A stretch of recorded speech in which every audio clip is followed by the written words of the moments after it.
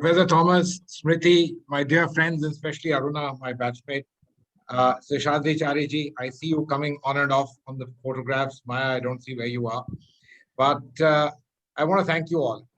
You know, you asked me to speak right at the beginning, and I'm willing to do so. But I want to leave one thought with you. I'm not here because I was ambassador in Nepal. I'm actually here because I've spent more than 10, 15 years dealing with the United Nations. I used to be the Joint Secretary dealing with the UN. I was ambassador and DPR when India served last on the Security Council. I led the climate change negotiations for more than 5 years. So, my background is that. I also happen to have been ambassador to Nepal. I'm very delighted at that particular element. Now, Smriti, I'm happy to start off, but as a practitioner, I may end up, pouring a bit of cold water on many of the ideas that people have, because their assumptions of the UN and multilateralism is a little different from what reality is. So I leave it to you. You want me to speak first or last? It's up to you. But if you all say, go ahead, then I shall happily go ahead and, say what I want to. And I'm very happy to hear people speak from their heart and so on and so forth, because I believe that, frankly, you have to have your heart guide your mind. And that's where the willpower comes. So are you all comfortable that I speak first? Absolutely. Absolutely. Professor Thomas. Ambassador, you may go ahead first, and we have an opportunity for asking questions. So probably you can have a summary of recast your point of view, because this is a great discussion, and the practitioner's point of view, academician's point of view, and the dreamer's point of view, because foreign policy is also about expectation. So, Ambassador, please go ahead. Thank you, Professor Thomas. And I love the two words that you used, dreamers, academics. Dreamers, very important as far as I'm concerned. Not just the young people, but dreamers among all those, including people like me, because if you won't dream, you ain't gonna get it. Now, let's start with a few things. We are assuming the presidency of the Security Council. It's only for 1 month and it rotates alphabetically. So, in a sense, it's a kind of routine, but an important pedestal for you to be able to do things. Professor Thomas, I don't think the Prime Minister is traveling to New York, but I do think the Foreign Minister is going there for 1 or 2 sessions, which are being scheduled. How many others will come? I don't know. It's difficult to say. We have a reason to go there and be there. Others, well, it's not their presidency. Why should they come across? But in any case, I completely agree with you. When you have in-person meetings, lots happens. Remember, of course, that the formal sessions of the Security Council are just that, formal sessions. What everybody does in each of these sessions is to take 1 or 2 themes which are of interest to them and try and push them a little bit. And generally speaking, the other members of the Security Council look at you favorably because you are chairing the session on that particular occasion.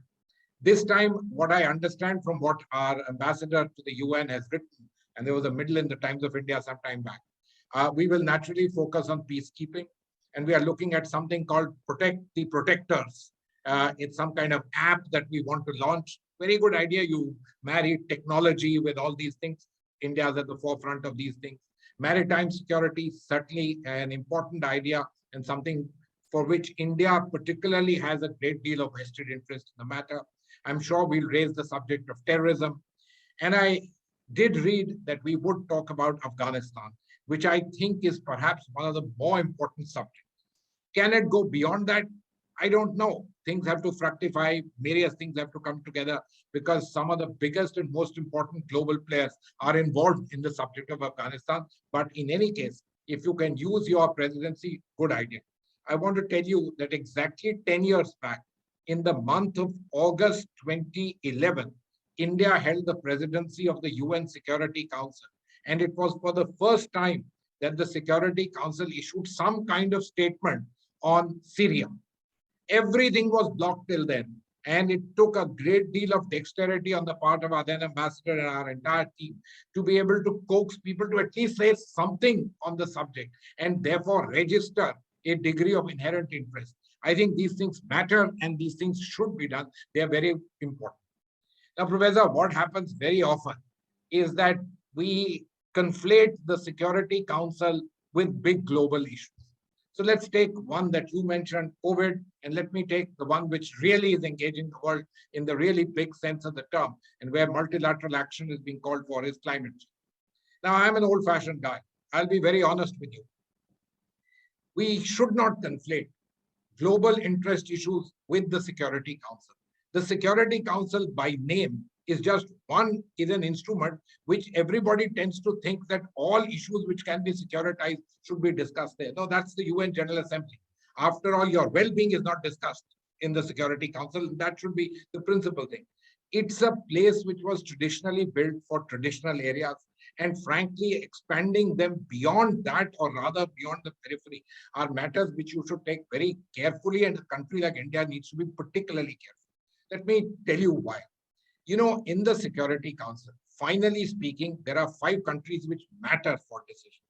To the best of my knowledge, in perhaps the entire 70 years, but at least the last 20 or 30 that I'm relatively familiar with, there's been only one resolution that has been adopted in the Security Council where none of the permanent 5, actually exercised a veto, and yet the resolution went. And this was 1973 in the case of Libya, where Russia and China abstained, which, if you can figure out, it means they actually gave the go-by. So that's the nature of the game. This is one place where when the permanent members abstain, it means they are saying yes. And where the non-permanent members abstain, it means that they're saying no. It's very interesting, and it needs to be really understood, because process and procedures are extremely important in international governance.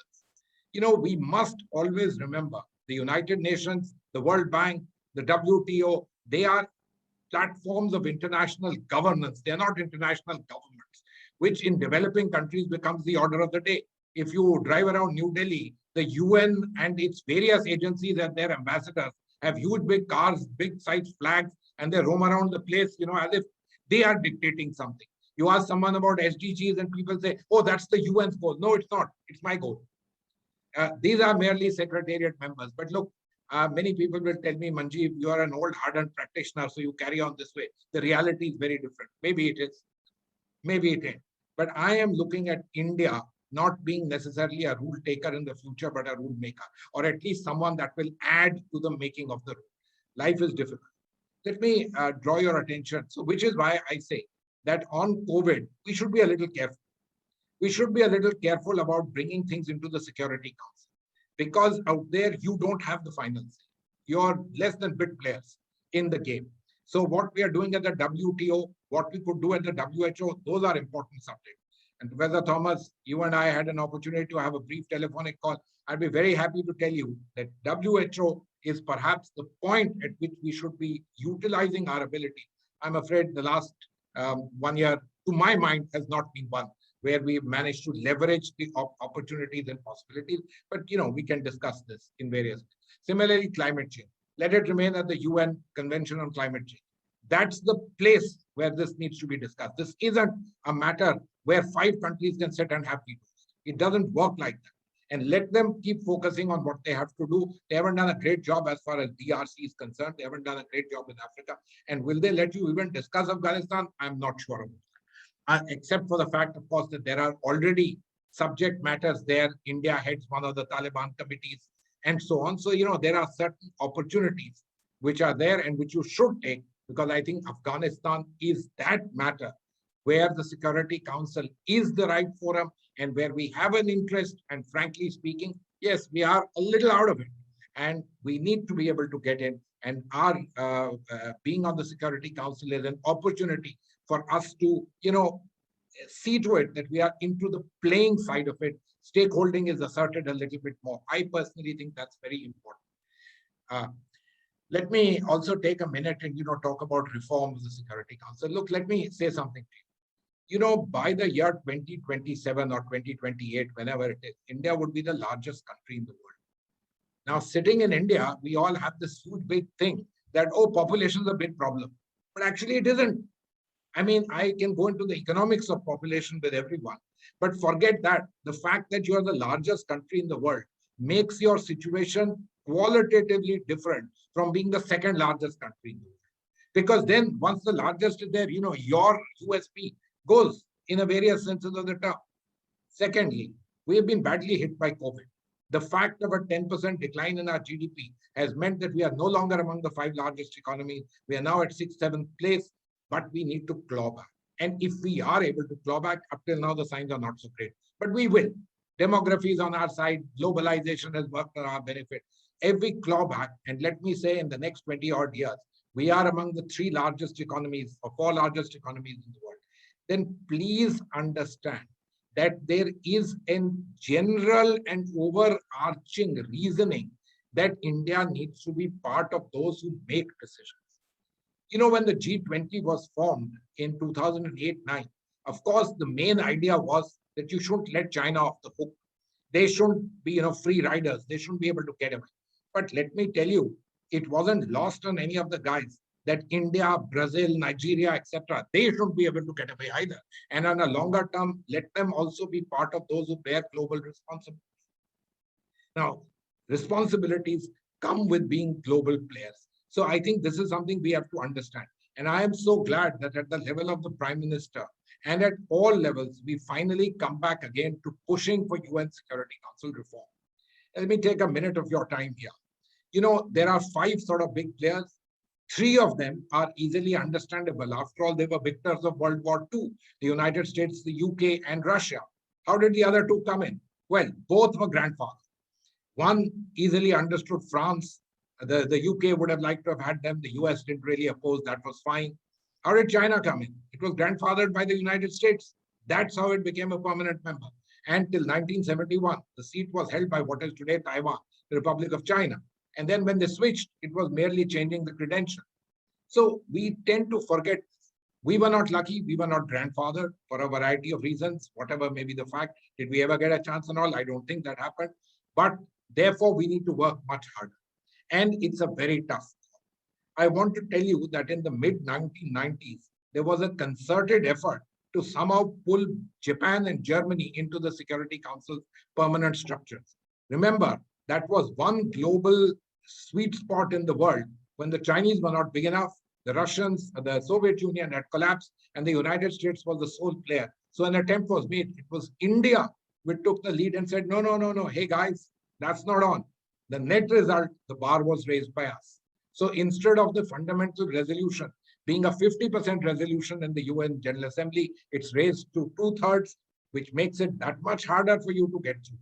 Quite apart from the fact that you need all the members, the permanent members in their national parliaments to approve that this particular change, i.e. through their national ratification processes, ratify the amendment to the Charter of the United Nations. Very tough call. But remember, if you won't continue to make concerted efforts on it, then the ball will simply slip away, and it won't come simply because one day there's lightning and it will fall down. It doesn't happen like this. We are in the business of calibratedly taking things forward. We're not in the business of having been grandfathered and things are not going to work out like that.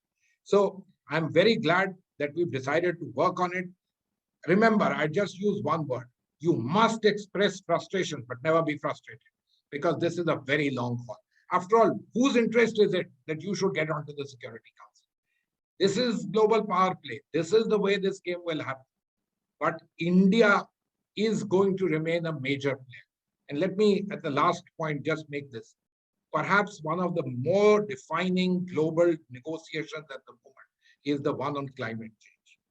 You know, it isn't just a negotiations on environment. It certainly isn't one on energy. It's actually a strategic negotiations which are taking place, because as things currently stand, your GDP, your energy use, and I'm afraid CO2 emissions are directly linked in direct proportion. Tomorrow, we are able to do away with carbon, very good, but nobody is moving towards it. Look at what has happened in COVID. You asked people for a simple thing. Can you please remove the IPRs so that the COVID vaccines can be produced everywhere? Everyone's looking here and there. Yeah, some people make some gestures, but that's about it. Nothing more than that. No one's willing to do this, because this is the reality of life, the way things are. And we keep using this word post-COVID. I presume and hope that we understand that we are only talking about a world in which China is now the other alternate. and not that anything else that COVID has done. And let's remember this particular fact. There is hardly any change in the way humans react, in the way countries react, and that's exactly the way it's going to go forward. Use of morality, use of principles has always been done, and there's no reason why it shouldn't happen again. So I'll stop now. I am so confident and so strong in my belief that my country has a manifest destiny. And I say this basically because of the demographics which are in our favor and the fact that we are endowed and benefited by globalization, which in a sense has leveled the advantages of technology. Given these facts, I think, we need to do just one thing. We need to be pressing on the accelerator, even though we know that the car ain't going as fast as we'd like it to go. But keep your foot on the accelerator, keep pressing on it, be there. Economics at the end of the day really matters. It is the bottom line for a country of size that India is, and for the fact that we do represent let me say, an autonomous and different strand of global civilizations, unlike the situation that Japan had 25 years, second largest economy, and yet calling no shots. No, we must always assert the fact that yes, there is an independent view, and this view reflects 10% of humankind. It's an important view, and we must stress it. Democracy, each of these things are our plus points. Thank you very much, Professor Thomas.